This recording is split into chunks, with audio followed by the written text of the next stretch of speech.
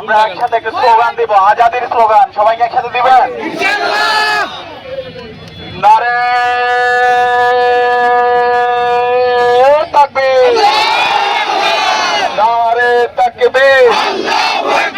দিল্লি না ঢাকা, দিল্লি না ঢাকা, ভারত না বাংলাদেশ, ভারত না বাংলাদেশ। তোমার দেশ আমার দেশ, তোমার দেশ আমার দেশ। গোলামি না আজাদি, আপোষ না সংগ্রাম, সংগ্রাম সংগ্রাম।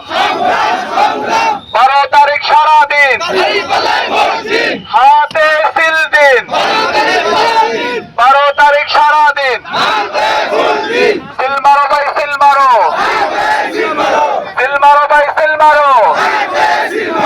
হাতে হাদি, নাতে মোদি, হাতে হাদি, নাতে মোদি।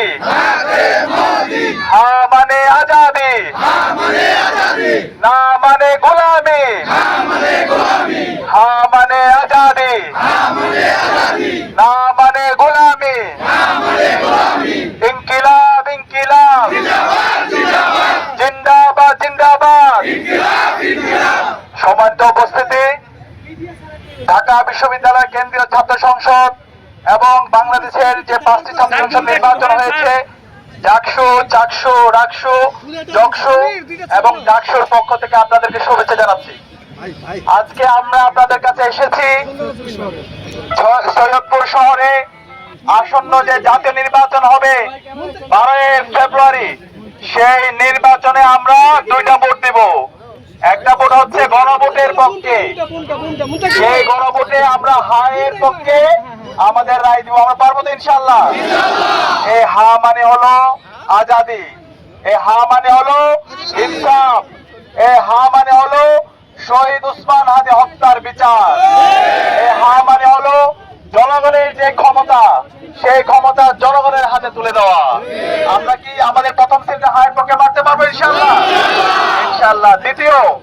দ্বিতীয় যে ভোটটা দিতে হবে সেটা হচ্ছে আমাদের ইনসাফের পক্ষে।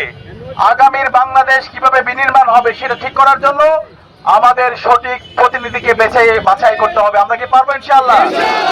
আজকে 55 বছর পার করছি স্বাধীনতা পরবর্তী।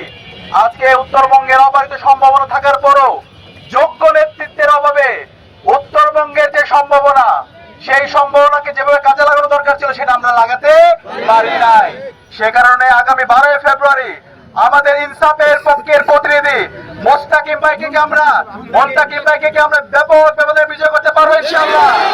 ইনশাআল্লাহ। মুস্তাকিম ভাইয়ের প্রতীক কি? ইনসাফের প্রতীক কি? তারুণ্যের প্রতীক কি?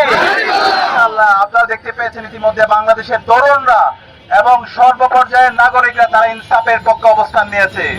5টি ছাত্র সংসদ নির্বাচন হয়েছে, সেই নির্বাচনে তরুণরা ইনসাফের প্রতিনিধিদেরকে বিজয়ী করেছে।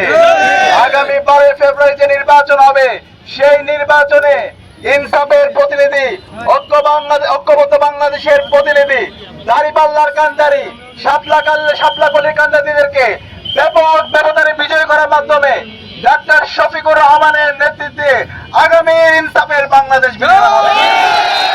আমরা আশা করছি সেই জায়গায় নীলফামারীর এই আসনটি আমরা কি ডাক্তার শফিকুর রহমানকে উপহার দিতে পারবো ইনশাআল্লাহ?